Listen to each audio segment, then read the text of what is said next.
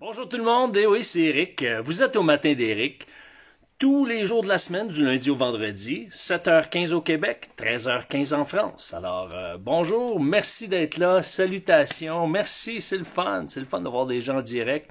Je sais que vous êtes nombreux en différé, ça me touche beaucoup, merci, j'espère que ça contribue à vous faire grandir en harmonie dans le couple.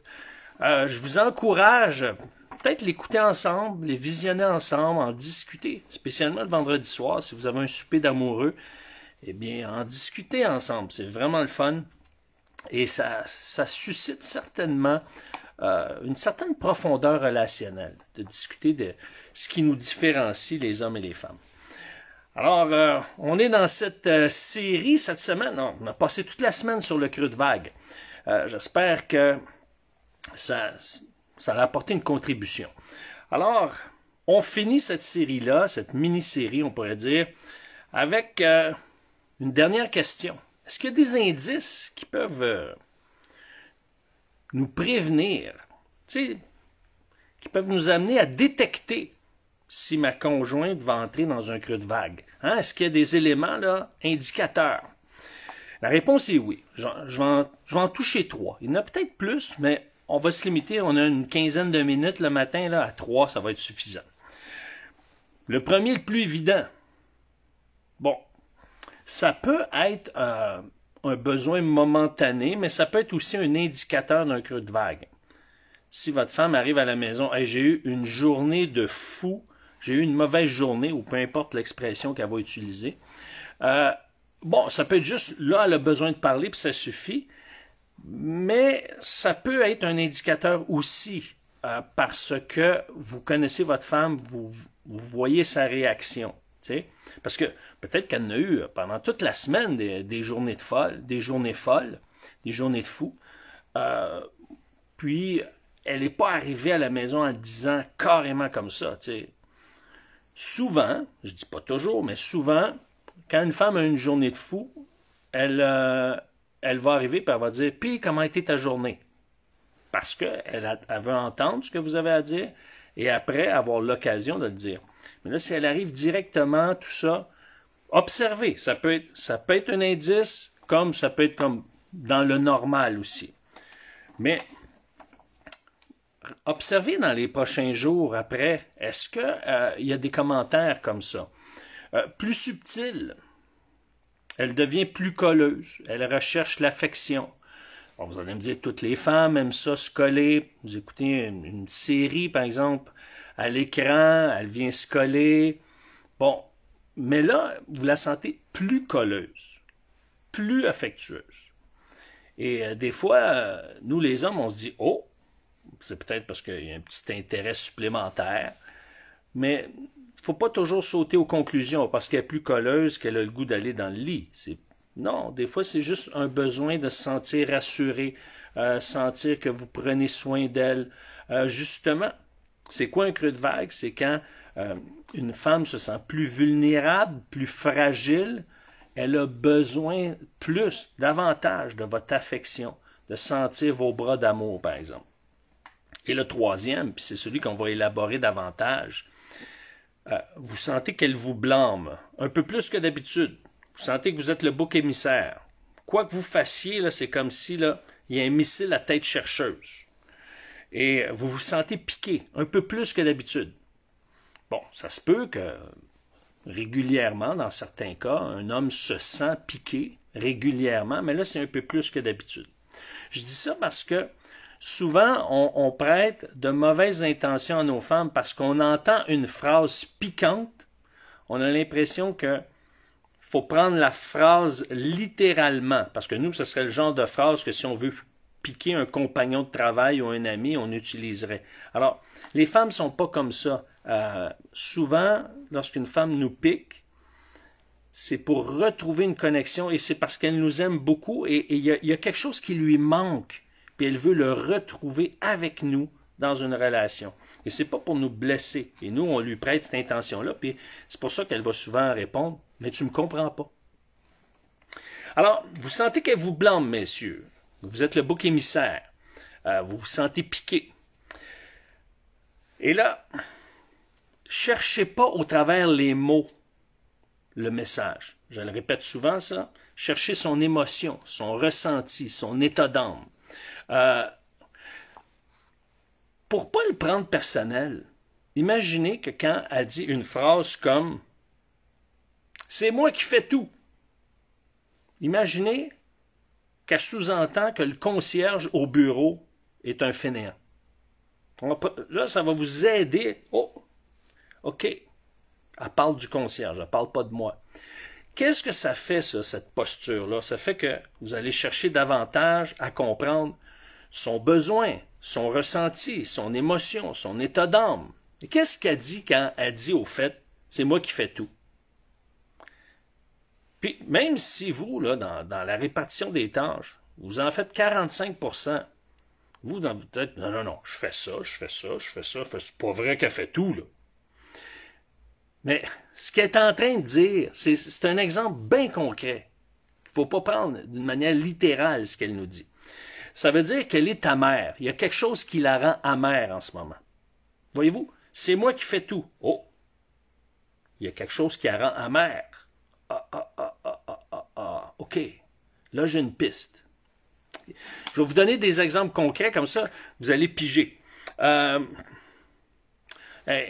Je pense qu'il me faut beaucoup plus que ça. Là, elle est fragile. Là, c'est un indicateur. Non, mais je comprends vraiment pas ce qui se passe. Elle est confuse. Quand elle est réticente, ça va être assez clair. Non, je veux pas.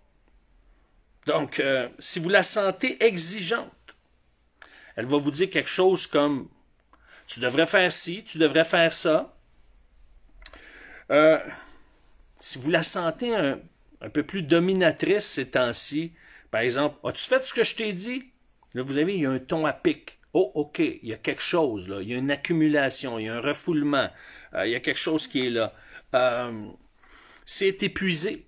Comment on va le dire? Ah, j'en peux plus. Alors, sinon, on reste juste attaché au mot. Comment ça, t'en peux plus?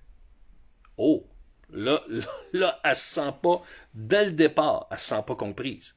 Fait que c'est sûr que ça va amener une escalade ou elle va se refermer. Et là, c'est pas bon. Ça, c'est pas bon du tout. On l'a vu cette semaine là-dessus. Hein. Quand elle dit « Ah, je sais pas quoi faire », elle lance un signal qu'elle est désespérée. Et là, nous, les hommes, disent « Je sais pas quoi faire. » Ben, t'as juste à faire ça. T'as juste à appeler ta sœur. T'as juste à lui dire « Non. » Et on va le voir tantôt. C'est pas la voie à suivre. Oh, attends une minute. Je sais pas quoi faire. Je pense qu'elle est désespérée. On va l'écouter davantage. Puis à la fin, on posera des questions. Lorsqu'une femme est méfiante, elle va vous dire, qu'est-ce que tu veux dire par là? Alors, mais, messieurs, attention à cette phrase. Ah, je m'en fiche. Ah, je m'en fous. Fais ce que tu veux. Là, nous, on peut se dire, on se frotte les mains, on se dit, oh, wow, je peux le faire, je peux aller l'acheter, mon bateau. Non, ça, ce qu'elle veut dire, là, elle a de l'air indifférente, là. Mais elle veut cacher que ça la blesse, puis pour l'instant, elle n'a pas d'autres arguments. Alors, ce qu'elle fait, c'est que elle se referme, et si vous allez dans le sens que vous aviez décidé, sans son réel consentement, elle va développer de la rancœur.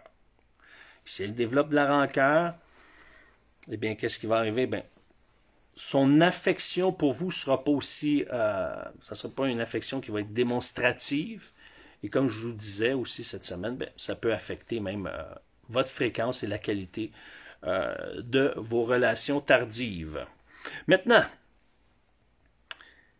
quand vous entendez des phrases comme je viens de mentionner, comment on réagit?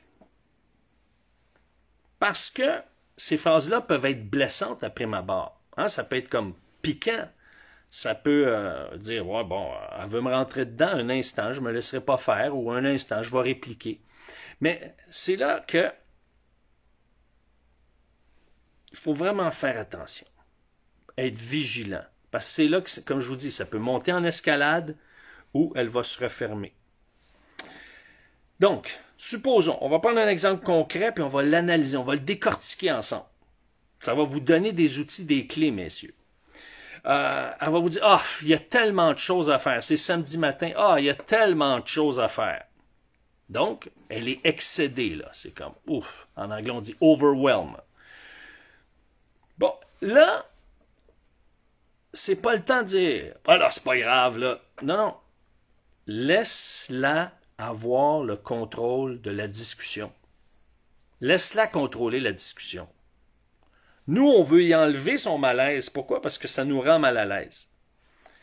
Quand une femme parle, puis veut exprimer ses émotions, a besoin d'une écoute, a besoin là, de sentir que son homme, là, il est là pour elle, laisse-la contrôler la discussion. OK? Ça, c'est clair. Puis si tu as le goût, quand tu entends ça, là, il y a tant de choses à faire. Bon, attends une minute, là, on va commencer par ça, là, puis ça, c'est ma tendance à moi, là. Je vous dis ça, là, c'est ma tendance. Mais c'est vous, il y a une petite voix qui me rappelle quelque chose. Au lieu de lui donner des trucs, lui donner des solutions, lui donner des conseils, lui donner des avis, lui partager mon expérience, il y a une petite voix qui me dit, Éric, écoute le conseil de Patrick Huard du 11 novembre 2009 sur YouTube. Écoute le conseil de Patrick Huard qui a donné le 11 novembre 2009 sur YouTube. Et là, ça m'aide à me taire et à écouter. Une autre chose qui me vient à l'esprit, Éric, le bon Dieu t'a donné 2 oreilles et une seule bouche pour que tu écoutes 2 fois plus. Alors, au lieu de parler, écoute 2 fois plus. Donc, elle dit, il y a tant de choses à faire. Tu lui laisses le contrôle de la discussion, tu la laisses parler jusqu'à temps qu'elle ait vraiment plus rien à dire. Si elle fait juste une pause d'une seconde ou deux, c'est pas le temps de te glisser une petite phrase. Laisse-la faire sa petite pause, tu vas voir si elle repart, réécoute, sois attentif. Et là, quand elle a tout dit, affirme pas quelque chose. Pose une question pour clarifier, pour être sûr que tu es sur la bonne route. C'est mieux de poser une question. Et là, une genre de question comme si je comprends bien, il y en a trop dans ton assiette. Puis si elle te dit non, c'est pas ça, disqualifie-toi pas. Elle ne dira pas, est-ce qu'elle n'est pas en train de dire tu l'as pas l'affaire. T'es pas sa coche. Tu vois, tu me connais mal. C'est pas ça qu'elle est en train de dire. Elle est en train de processer pour faire le point, puis oh, attends une minute, on n'est pas loin, mais c'est pas tout à fait ça. Alors, c'est sûr que nous, les hommes, on aimerait entendre « Ah oui, c'est ça, t'es mon héros, tu l'as l'affaire, t'es tellement bon, tu me connais tellement bien.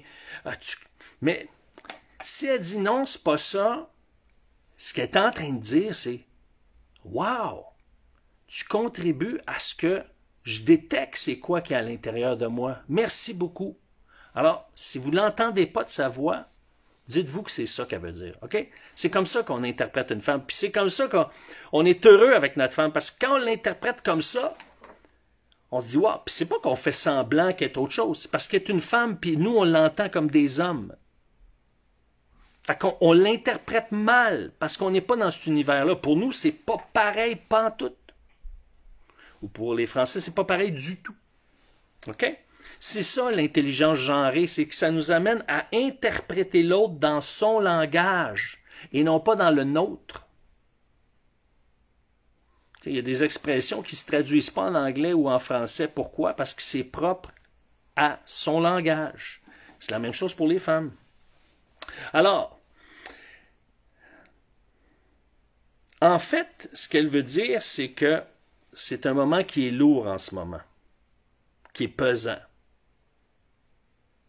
Et si elle continue, tu peux lui poser à la fin, elle a terminé, dis ben, OK, est-ce qu'il y a quelque chose de particulier? Supposons qu'elle dit, ben dans le fond, là, quand je dis qu'il y a tant de choses à faire, c'est qu'il y a quelque chose qui est lourd en ce moment. Puis là, elle arrête, elle ne parle plus. 5, 10 secondes. OK. Puis tu dis, est-ce qu'il y a quelque chose en particulier qui est lourd? Tu sais, là, tu peux redéclencher quelque chose qui est là. Puis là, à ce moment-là, supposons qu'elle te le dit. Qu'elle dit, ah oui, au travail, là, ils m'ont confié une nouvelle responsabilité, mais finalement, ils m'ont pas donné tous les pouvoirs qui viennent avec. Alors, je prends des décisions, c'est pas correct, je pose des questions, ils n'ont pas de réponse, ça devient lourd. OK. Au lieu de dire, ben, tu devrais aller voir ton boss, bzz, non, tu donnes pas de solution. Qu'est-ce qui te ferait du bien? Parce qu'elle, elle a la solution, elle sait. Mais qu'est-ce qui te ferait du bien? OK? En d'autres mots, tu mets pas les paroles dans ta bouche, tu la fais chercher intérieurement, puis c'est ça, elle, qu'elle veut. Qu'on l'aide à chercher intérieurement, puis connecter où est-ce qu'il est, de passer de sa zone de malaise à sa zone d'harmonie. OK? Alors, puis si elle dit, ah, ce qui me ferait du bien, là, c'est qu'à un moment donné, on clarifie les choses au bureau. Là, il y a un autre danger, les gars. Dire, ah, c'est rien que ça. Ça, c'est une réponse de gars. Une femme, c'est pas ça qu'elle a besoin. Elle a besoin de sentir, ben, je suis pas folle ou je suis pas inadéquate ou je suis normal de vivre ce que je vis puis de ressentir ce que je ressens. Alors, elle a besoin d'être rassurée. Elle a besoin de vous pour être rassurée. Elle a besoin de toi. Alors, à ce moment-là, tu dis, ah, OK, là, c'est clair pour moi ce que tu vis. OK, là, je comprends pourquoi c'est lourd. Ah, là, je vois là, ce qui se passe. Merci de me l'avoir partagé. Et là, si elle vous fait un sourire quand vous avez entendu dire ça, ou elle a les yeux vitreux, ou elle se penche la tête, ou elle encore plus subtil, elle s'ouvre les bras, bien, venez la coller, tu sais. Venez la coller. Quand vous voyez là, que ah, là, je comprends ce que tu vis. Ah, je comprends pourquoi c'est lourd pour toi. Oh boy. C'est pas facile un contexte comme ça. C'est pas agréable un contexte comme ça. Je comprends. Là, ce moment de connexion, en d'autres mots, on a connecté cœur à cœur. Vous avez compris ce qu'elle vit. Là, vous connectez physiquement. Mais je parle en termes affectifs, en termes chaleureux. OK? Puis c'est pas dans le but que ça se poursuive tellement chaleureux que ça finit dans le lit. Si ça finit comme ça, pas de souci. Mais faut pas s'en servir pour laisser les choses aller comme ça. Puis peut-être qu'elle va reparler après, puis elle va passer à un autre sujet où ça va prendre une autre tournure, ça va être plus léger, plus agréable. Comme je vous dis, laissez-la dans ces situations-là, dans son creux de vague, avoir le contrôle de la discussion. Ça, c'est bien important. Donc, si elle est plus colleuse, si vous avez l'impression qu'elle vous blâme, ou si vraiment elle arrive avec une humeur qui est différente de d'habitude, plus intense, plus à pic, bien ça, c'est d'indicateur qu'elle va rentrer dans un creux de vague ou qu'elle est en train de rentrer dans un creux de vague. Alors, si elle vous blâme ou si elle vous pique, ne le prenez pas personnel, ça c'est important. C'est simplement une indication qu'elle a besoin de vous. Elle a besoin de votre écoute pour se sentir réconfortée. Par contre, juste une petite mise en garde, si ce sentiment de blâme est permanent et continuel, c'est important que vous puissiez consulter parce qu'il y a des moyens de renverser la vapeur, ça c'est clair. Sur ce, messieurs, et sur ce, mesdames qui êtes présentes, eh bien, je vous invite à lundi. Lundi, eh bien, de quoi on va parler? Des besoins des hommes et des femmes. On a des besoins différents. Donc, on va parler de nos principaux besoins, à nous les hommes et à vous les femmes. On en parle lundi. Sur ce, je vous souhaite une bonne fin de semaine. Bon souper en amoureux, c'est vendredi soir. Alors, je vous souhaite une belle soirée romantique avec une musique chaleureuse, de belles discussions. Et nous, on se retrouve lundi. Je vous embrasse. Ciao!